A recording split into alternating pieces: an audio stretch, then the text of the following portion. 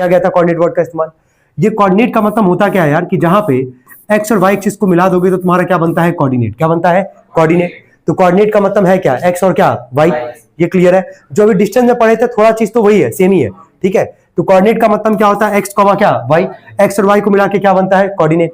Second पे अगर बात करें एब्सिसा का, एब्सिसा का ही दूसरा, एक्स एक्सिस का ही दूसरा नाम क्या होता है, एब्सिसा, ठीक है। थर्ड वाले पे अगर बात करें ऑर्डिनेट, तो ऑर्डिनेट दूसरा नाम किसका होता, वाई एक्सिस का, ठीक है। अब यहीं पे हम एक काम कर रहे हैं, इक्वेशन भी लिख दे रहे हैं, मतलब कोऑर्डिनेट भी लिख दे रहे हैं। तो अगर हम तुमसे पूछें कि एक्स एक्सिस का कोऑर्डिनेट क्या होगा, तो बोलो क्या होगा, एक्स कॉमा जीरो। कोई दिक्कत तो नहीं है ना इसमें।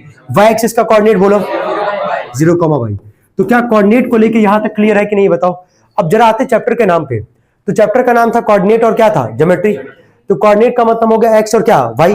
तो जो भी एक्स और वाई का वैल्यू रहेगा, अगर इसको तुम ग्राफ पे प्लॉट करते हो, वही तुम्हारा कहलाता है कोऑर्डिनेट ज्योमेट्री। क्या कहलाता है, ज्योमेट्री का मतलब क्या है, कि ग्राफ पे जो भी वैल्यू रहेगा एक्स और वाई का, क्या करोगे, प्लॉट करोगे। उसी को हम लोग क्या बोलते हैं, कोऑर्डिनेट ज्योमेट्री। क्या बोलते हैं, कोऑर्डिनेट ज्योमेट्री। अब आगे देखना, मान लो यहां पे कॉन्सेप्ट एक और आता है क्वाड्रेंट का। किसका कॉन्सेप्ट आता है, क्वाड्रेंट। ध्यान देना, जैसे मान लो ना सर्कल है हमारे पास, ठीक है। अगर सर्कल से हम लोग दो लाइन ड्रॉ करते हैं, हॉरिजॉन्टल और क्या, वर्टिकल। एक लाइन हो गया हॉरिजॉन्टल और एक क्या हो गया, वर्टिकल। ये सर्कल को कितने पार्ट में डिवाइड किया, 4। ये जो 4 पार्ट है इसी को कहते हैं क्वाड्रेंट। क्या बोलते हैं, क्वाड्रेंट, ठीक है। अब यहां पे इसको नॉर्मली अगर बनाया जाता है तो ये सब लाइन नहीं रखा जाता है, ठीक है।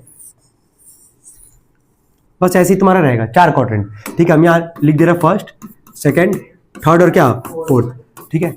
हम यहां लिख रहे हैं ब्रैकेट में प्लस प्लस। इसका क्या मतलब हुआ, ये बताओ। ये स्मॉल ब्रैकेट किसके लिए होता है, कोऑर्डिनेट के लिए। और पहला वैल्यू किसका होता है, एक्स का। दूसरा किसका होता है, वाई का। क्लियर हो पा रहा है इतना, पहला एक्स का दूसरा वाई का। मतलब पहले क्वाड्रेंट में एक्स का और वाई का दोनों का वैल्यू क्या होगा, पॉजिटिव, ठीक है। अगर मान लो कहीं ऐसे लिखा, एग्जांपल भी लिख दे रहे हैं 1,2 है ना। ये बताओ 1,2 जो है, क्या दोनों पॉजिटिव है कि नहीं है।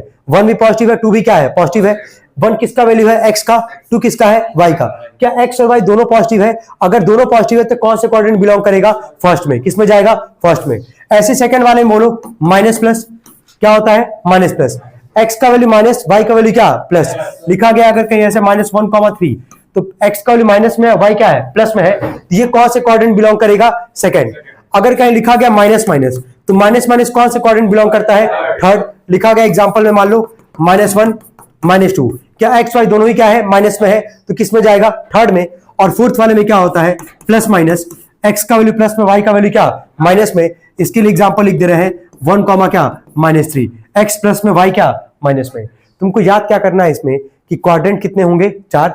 पहले क्वाड्रेंट में क्या है, प्लस प्लस। सेकंड में क्या है, माइनस प्लस। थर्ड में क्या है, माइनस माइनस। फोर्थ में क्या है, प्लस माइनस। याद रहेगा ये पहला वैल्यू किसको इंडिकेट करता है, एक्स को। बाद वाला किसको करता है, वाई को। इतना नोट करेंगे सब लोग, हेडिंग डालना कोऑर्डिनेट ज्योमेट्री, इतना नोट करेंगे पहले। Dependent and independent variables, dependent and independent variables.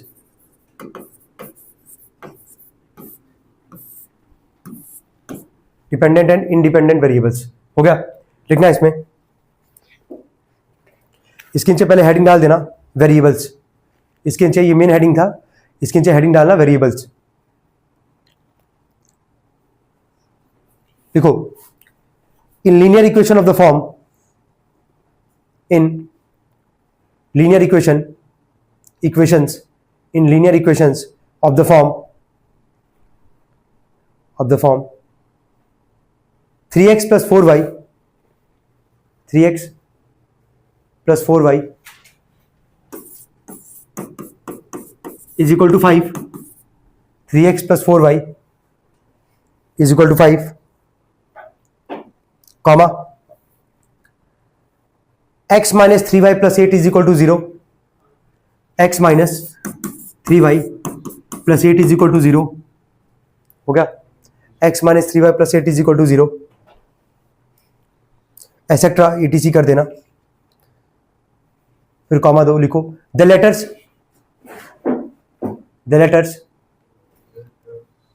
x and y, the letters x and y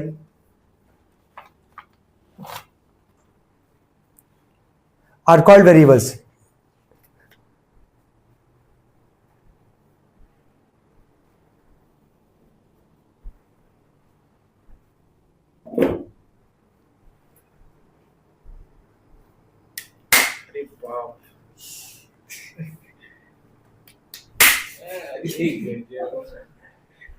the letters x and y are called variables. हो गया, ध्यान देना यार। देखो किसी भी इक्वेशन में ये जो x और y तुमको दिख रहा है ना, इसी को हम लोग क्या बोलते हैं, वेरिएबल्स। क्या बोलते हैं, वेरिएबल्स। तो वेरिएबल क्या होता है सबको समझ में आ रहा है। किसी भी इक्वेशन में जो x और y होगा उसको हम लोग क्या बोलेंगे, वेरिएबल्स। क्या बोलेंगे, वेरिएबल्स। ठीक है, इसके नीचे हेडिंग डालना आप डिपेंडेंट वेरिएबल। हेडिंग डालो डिपेंडेंट वेरिएबल।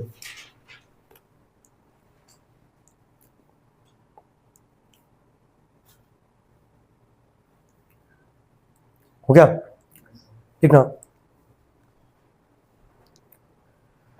किताब है तुम लोग के पास? चलो पहला पॉइंट लिखना, पहले पूरा लिखो तो जल्दी। चलिए ध्यान देंगे यहाँ पे। तो यार वेरिएबल्स क्या होता है सबको क्लियर है, सुनना ध्यान से, एक मिनट रुक जाओ, अभी लिख लेना। वेरिएबल्स क्या होता है सबको क्लियर है कि जो चीज एक्स और वाई के फॉर्म में होगा, जहां पे भी इक्वेशन, उसको क्या बोलेंगे, वेरिएबल्स। क्या बोलेंगे, वेरिएबल्स। अब यहाँ बात करें डिपेंडेंट वेरिएबल और क्या है, इंडिपेंडेंट वेरिएबल। जैसे मान लो एक इक्वेशन है हमारे पास, y बराबर 3x - 6, है ना। एक और इक्वेशन है y बराबर 5 - x/4। ठीक है, ये पहला हम लिख रहे हैं यहाँ पे दो इक्वेशन। ठीक है, सेकंड लिख रहे हैं यहाँ से हम x = 5y + 7, और एक और लिख रहे हैं यहाँ से x बराबर 7 में 2y/3। अब ध्यान ये देना, जो भी इक्वेशन डिपेंडेंट इंडिपेंडेंट बोलते किसको, जरा वो समझना पहले। अगर ना जैसे दो वेरिएबल है x और क्या है y, है ना। अगर कोई चीज y बराबर लिखा जाएगा, कुछ भी y बराबर अगर लिखा जाएगा, तो y को बोलोगे डिपेंडेंट। क्या बोलोगे, डिपेंडेंट। और x को क्या बोलोगे, इंडिपेंडेंट। क्या यहां तक क्लियर हो रहा है कि नहीं हो रहा, पहले हमको ये बताओ। अगर मान लो यहाँ पे हम x बराबर लिखे हैं, तो यहाँ पे x को तुम क्या बोलोगे, डिपेंडेंट। क्या बोलोगे, डिपेंडेंट। और y को क्या बोलोगे, इंडिपेंडेंट। क्या यहां तक सबको समझ में आ रहा है। यानी कि जो भी वेरिएबल इक्वल टू करके लिखा जाएगा, उस वेरिएबल को हम लोग क्या बोलते हैं, डिपेंडेंट। क्या बोलते हैं, डिपेंडेंट वेरिएबल। और जो राइट हैंड साइड में होगा, ठीक है, जो बचा होगा, उसको क्या बोल दोगे, इंडिपेंडेंट। ऐसे यहाँ पे x बराबर करके लिखा गया है, तो x को क्या बोलेंगे, डिपेंडेंट, और y को क्या बोलेंगे, इंडिपेंडेंट। क्या क्लियर है कि नहीं क्लियर है। अगर ये नहीं कह सकते हैं कि x ही इंडिपेंडेंट होगा या x जो है इंडिपेंडेंट होगा या डिपेंडेंट होगा, दोनों में से कोई भी हो सकता है as per given condition. x बराबर है, x बराबर करके लिखा है, तो x क्या होगा, डिपेंडेंट। y क्या होगा, इंडिपेंडेंट। अगर y बराबर करके लिखा है तो y क्या होगा, डिपेंडेंट, और x क्या होगा, इंडिपेंडेंट। क्या ये क्लियर है कि नहीं क्लियर है। वेरिएबल्स क्या होता है, ये क्लियर हो गया। डिपेंडेंट इंडिपेंडेंट वेरिएबल क्या होता है, ये क्लियर हो गया। कोऑर्डिनेट ज्योमेट्री में कोऑर्डिनेट का मतलब क्या है, x और y को मिला के क्या बोलते हैं, कोऑर्डिनेट। ये क्लियर हो गया। एब्सिसा दूसरा नाम किसका होता है, x एक्सिस का, उसका कोऑर्डिनेट क्या होगा, x, 0। y एक्सिस का दूसरा नाम क्या होता है, ऑर्डिनेट, उसका कोऑर्डिनेट क्या होता है, 0, y। क्वाड्रेंट क्या होता है, ये क्लियर हो गया। कितने क्वाड्रेंट होते हैं, 4। पहले क्वाड्रेंट में प्लस प्लस, सेकंड वाले में माइनस प्लस, थर्ड वाले में माइनस माइनस, फोर्थ वाले में प्लस माइनस। क्या यहाँ तक क्लियर सबको। चलिए ठीक है, वो लिख लेंगे जिसका जितना बाकी था, जल्दी करेंगे, जल्दी करना है।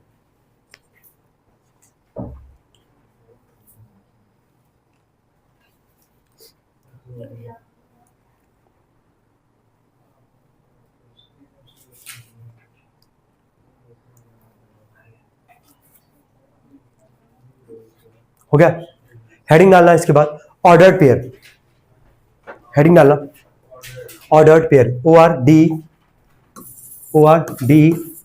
Ordered pair. हेडिंग डालना ordered pair.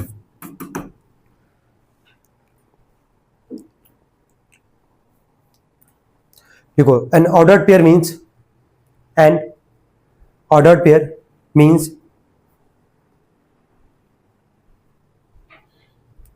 an ordered pair means, comma, a pair of two objects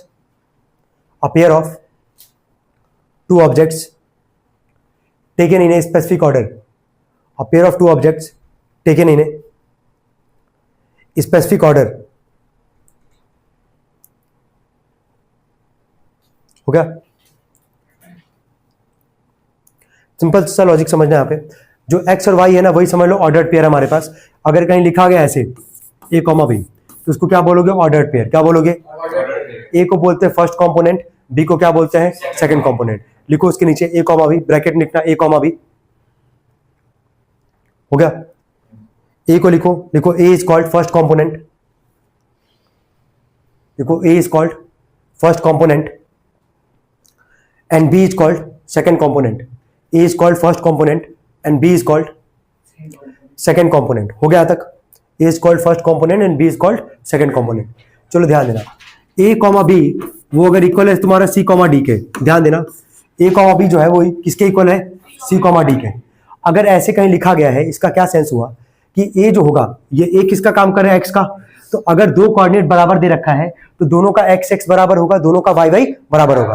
तो चलो बोलो, पहले वाले में एक्स की जगह कौन है, ए, और सेकंड वाले में कौन है, सी। तो ए किसके इक्वल हो गया, सी के। ऐसे ही बी किसके इक्वल हो जाएगा, डी के। तो उसके नीचे लिखो यही, देखो A comma B equal to C comma D, और उसके नीचे लिख देना A equal to C comma B equal to D.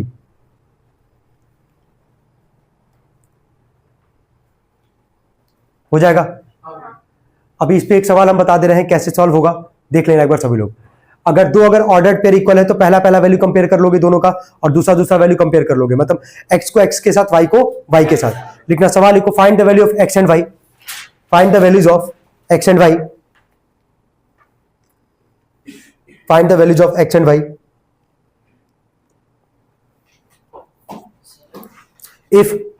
If के बाद लिखना पहला पार्ट, पहला सवाल मतलब इफ के बाद लिखो x, 4 इज इक्वल टू